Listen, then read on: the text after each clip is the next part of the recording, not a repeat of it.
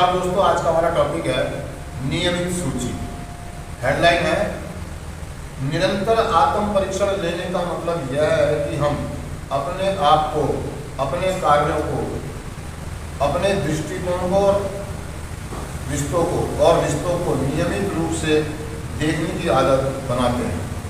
थोड़ा आगे बढ़ो दोस्तों। में नियमित सूची बनाना हमारे जीने के नए तरीके का एक महत्वपूर्ण हिस्सा है।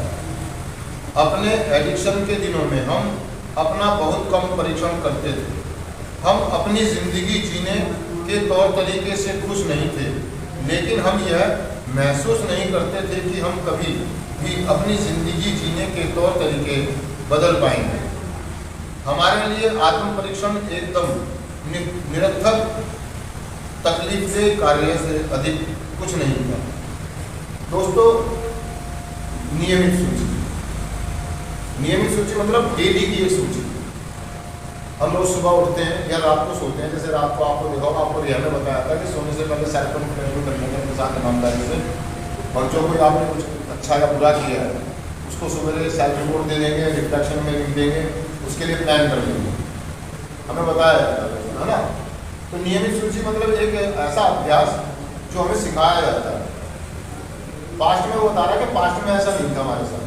जब हम एडिक्शन में थे, हम नशा कर रहे थे, तो हम अपनी सूची नहीं बनाते थे। नियमित सूची मतलब हमारा कोई टारगेट या कोई प्लान नहीं हुआ करता था जिंदगी जीने का। मतलब जिंदगी दिशाहीन चली जा रही थी। बस नशा करना, नशा प्राप्त करना, है ना, नशे के संसाधन खोजना और ज़्यादा करने के लिए, इसके अलावा हमारे लिए और कुछ भी नहीं था। और वो आगे चल के कह रहा है कि यार हम कभी नियमित सूची मतलब हम कभी अपने जीवन की जो तरीका था, हमारा दिनचर्या थी, हम उस पर कभी गौर ही नहीं करते थे, हम उस पर कभी नजर ही नहीं डालते थे, क्योंकि हमें मालूम था इसका निरर्थक का मतलब वो कहना चाह रहा है कि मतलब इसका कोई अर्थ नहीं था। मतलब कोई मतलब ही नहीं था कि हम अपने उस पर डालेंगे। हमें लगता था ये बेकार है, एक बेकार की चीज़ों पर हमें काम करना ही नहीं, हमें देखना ही नहीं की तरफ। क्योंकि कह रहा है कि अगर हम इसकी तरफ देखेंगे हमें तकलीफ होती थी, हमें दर्द होता था। जब एक एडिक्ट नशा कर रहा होता बहुत ज़्यादा बुरी हालत में, तो वो अपना जो गुजरा हुआ कल है वो देखना नहीं चाहता है, क्योंकि उसमें सब कुछ उसको साफ साफ दिखाई देता है कि मैंने कितनी गलतियां की और मैं क्या कर रहा हूँ। मैं अपने स्वार्थ के लिए, अपनी एडिक्शन के लिए, अपने नशे के लिए कितना नीचे स्तर तक आ चुका हूँ, मैं कितना नीचे गिर चुका हूँ अपने परिवार की नज़रों में, समाज की नज़रों में और खुद की नज़रों में। तो वो एडिक्ट देखना ही नहीं चाहता उस चीज़ को, ना उसके लिए प्रयास करता है, ना उसके लिए कोशिश करता है, क्योंकि उसे पता है कि मैं प्रयास भी करूँगा, कोशिश भी करूँगा तो ये बेकार है, निरर्थक है, मतलब इसका कोई फायदा नहीं होगा, क्योंकि मैंने जो नशा करना है, नशा मुझसे छूटेगा नहीं। तो इसीलिए उसने देखना बंद कर दिया। अब हुआ क्या कि वो और ज्यादा एडिक्शन में फंसता चला गया। हालात ये हो गए कि उसको मतलब एक ऐसे किसी व्यक्ति की मदद मांगने की जरूरत पड़ती है, या किसी कार्यक्रम की जरूरत पड़ती है, या किसी रिहर्सल में वो आ जाता है, और जब वो कुछ दिन बाद नशे से दूर हो जाता है तो उसको इस चीज का अभ्यास कराया जाता है कि आप नियमित सूची बनाएं, उस पर गौर करें। जो आपका कल गुजरा है उसमें आप कहाँ सही थे और कहाँ गलत थे। और जैसे उसने हेडलाइन में बताया, निरंतर आत्म परीक्षण लेना। आत्म परीक्षण मतलब स्वयं का परीक्षण लेना, अपने आप को जांचना, मैं कहाँ सही हूँ, मैं कहाँ गलत हूँ, मैं जो सोच रहा हूँ, मैं जो कर रहा हूँ, क्या ये सही है, इसके परिणाम क्या होंगे, मैं जो बोल रहा हूँ, मैं जो लोगों के लिए गड्ढे खोल रहा हूँ या मैं झूठ बोल रहा हूँ, जो चुगलियाँ कर रहा हूँ, इसके नतीजे क्या होंगे आगे चलकर। कहीं ऐसा तो नहीं मैं दोबारा से नशा लेने लगूंगा। जैसे कि आप लैब के अंदर होते हैं, बहुत सारे नेगेटिव सपोर्ट, नेगेटिव कॉन्टैक्ट, झूठ, बेईमानी, छोटी मोटी चीज़ें आप करते रहते हैं, लेकिन इसका कभी आत्म परीक्षण नहीं करते हैं आप। और एक सूची मतलब उसकी प्लानिंग नहीं करते हैं कि अगर मेरे से गलती है तो इसके लिए आगे भविष्य में आऊँ तो मेरे को क्या करना है। तो आत्म परीक्षण लेने का मतलब यह है कि हम अपने आप को, अपने कार्यों को, अपने दृष्टिकोण को, मतलब देखने का तरीका, दृष्टिकोण, चीज़ों को समझने का और देखने का तरीका, उसको भी जानते हैं। क्या मेरा नजरिया, मेरा दृष्टिकोण चीज़ों को समझने का या देखने का सही है ना। और रिश्तों को नियमित रूप से देखने की आदत बनाना, मतलब मेरे संबंध क्या है अपने आप से, परिवार से, समाज से, क्या मैं सही दिशा में जा रहा हूँ, मेरे जो उठाए हुए कदम है, जो मेरे सोच विचार आज के दिन है, क्या ये मुझे आगे की तरफ ले जाएंगे, क्या ये मेरे को बैक साइड में ले जाएंगे। एक एडिक्ट ऐसी चीज़ें देखना ही नहीं चाहता, सुधार में आने के बाद नहीं देखना चाहता, क्योंकि उसे ऐसा लगता है कि यार ये बेकार है, क्या ये बेकार है, मेरे किसी काम का नहीं है, जो क्योंकि कल तो गुजर गया, कल तो गुजर गया। लेकिन दोस्तों, हमारा कार्यक्रम बताता है कि हम अपने पास्ट से सीखते हैं। अपने गुजरे हुए कल से हम सीखते हैं और उसको सुधारने की कोशिश करते हैं। लेकिन एक एडिक्ट बड़ा ना घबराता है ऐसी चीज़ों से, वो बचता है, मतलब उसे शर्म आती है, झिझक होती है, आत्मगिलानी होती है अपनी चीज़ों को याद करने की, जो उसने गलतियाँ करती है उनको याद करने में उसे तकलीफ होती है, प्रॉब्लम होती है, बहुत ज़्यादा वो देखना नहीं चाहता, वो करना नहीं चाहता, लेकिन वो कहा कि नहीं यार हमें ये करना होगा, क्योंकि रोज़मर्रा की ज़िंदगी है, वन डे टाइम का कार्यक्रम है, प्रोग्राम है, हमें रोज़ करना होगा, हमें आत्म परीक्षण लेना जारी रखना होगा। और जहाँ हम गलत थे हमने तुरंत कबूल किया, एक कदम में लिखा हुआ है कि हमने अपना आत्म परीक्षण लेना जारी रखा, और जहाँ हम गलत थे हमने तुरंत कबूल किया। कबूल मतलब हम नियमित रूप से अपनी नियमित सूची बनाते हैं और जहाँ हमसे गलतियाँ होती हैं हम उनको तुरंत सुधारते हैं, पेंडिंग में नहीं छोड़ते हैं, कल देख लूँगा, परसों देख लूँगा, अगले हफ्ते देख लूँगा, हम तुरंत उसमें सुधार करते हैं। लेकिन पास्ट में ऐसा नहीं होता, अगर हमसे कोई गलती आती तो हम सोचते थे चलो फिर कभी देखेंगे, फिर कभी देख लेंगे, और वो फिर कभी आता ही नहीं था हमारा, कल कभी जैसे हम नशा छोड़ने की सोचते थे कल से छोड़ दूंगा, कल से, लेकिन हमारा कल कभी आता ही नहीं था, आया ही नहीं।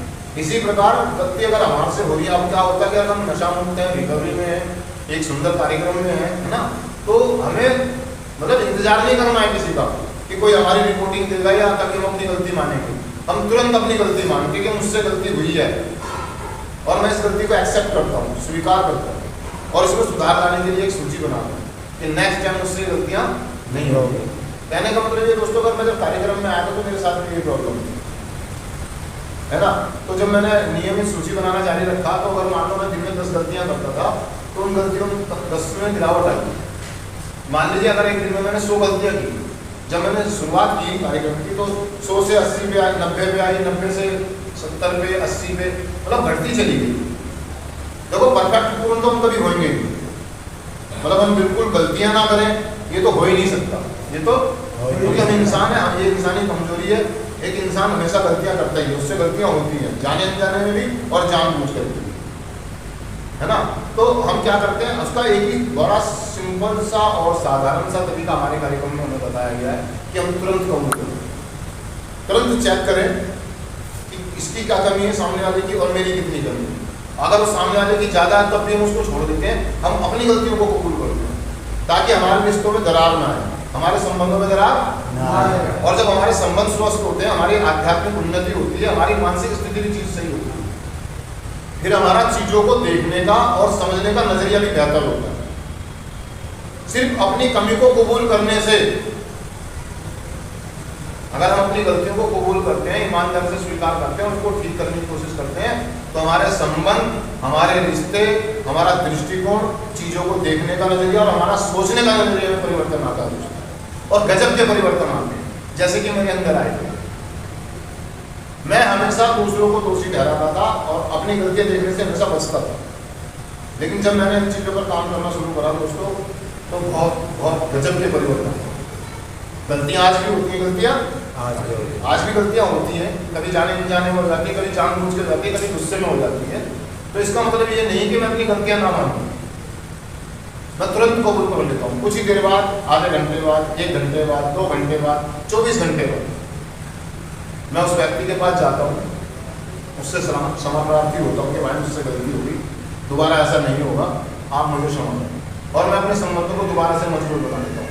अगर मैं अपनी गलतियों को कबूल नहीं करता हूँ तो मेरे संबंध यहाँ पे ना, जैसे मैंने गलती करी वो ये धीरे धीरे धीरे गैप बढ़ते चले जाते हैं, और जब गैप ज़्यादा हो जाता है तो उसको भरने में बड़ी दिक्कत होती है दोस्तों। आप समझें इस बात को, हम एक एडिक्ट लोग हैं, हम बीमार लोग हैं, हमसे गलतियाँ होती हैं और हमें संबंधों की बीमारी, हमें आध्यात्मिक बीमारी, हमारी आध्यात्मिक शून्यता है कि प्रॉब्लम है ना, हमारे को ईगो प्रॉब्लम है, हम जिद्दी हैं, हम घमंडी हैं, हम अहंकारी हैं। मैं क्यों माफी मांगूं, मुझे क्या जरूरत पड़ी है? नहीं, ऐसा कुछ भी नहीं है दोस्तों। वो जो गैप आया है ना उसको तुरंत भर दोगे तो मरम्मत हो जाएगी, बाढ़ नहीं आएगी। जैसे हमारा एक बांध है, उदाहरण के लिए हमने एक बांध बनाया, उधर से पानी बहुत ज़्यादा आ रहा है, अगर हम उसकी नियमित रूप से नज़र नहीं रखेंगे, उसका ध्यान नहीं रखेंगे, उसकी देखभाल नहीं करेंगे तो वो बांध टूट जाएगा। और जैसे ही बांध टूटेगा, पल्ली और नशे का एक समुद्र है, खुला समुद्र है, वो बह करके सीधा हमारे जीवन में आ जाएगा। हमारे नशे के बीच, मेरे और नशे के बीच एक बांध है, इस कार्यक्रम का बांध, हमारे नजरिए का बांध, हमारी स्वीकारता का बांध। जिस दिन हम स्वीकार करना छोड़ देंगे, ये बांध टूट जाएगा और नशे का समुद्र हमारे अंदर हमें इसका नियमित रूप से ध्यान रखना है, नियमित नजर रखनी है। कहीं ऐसा तो नहीं मेरी छोटी सी गलती से मेरे संबंध धीरे धीरे खराब हो रहे हैं, मेरे रिश्तों में दरार आ रही है। ऐसा तो नहीं कि एक दिन बाढ़ आ जाए, सैलाब आ जाए और क्या इतने हो जाए कि मैं भर ही ना सकूं। जिस व्यक्ति से मेरे संबंध खराब मैं करने जा रहा हूँ वो कौन है? मेरा भाई है, मेरा दोस्त है, मेरा गुरु है, मेरा टीचर है, मेरा स्पॉन्सर है, मेरा पेयर ग्रुप का कोई बंदा है, मेरा कोई जूनियर है।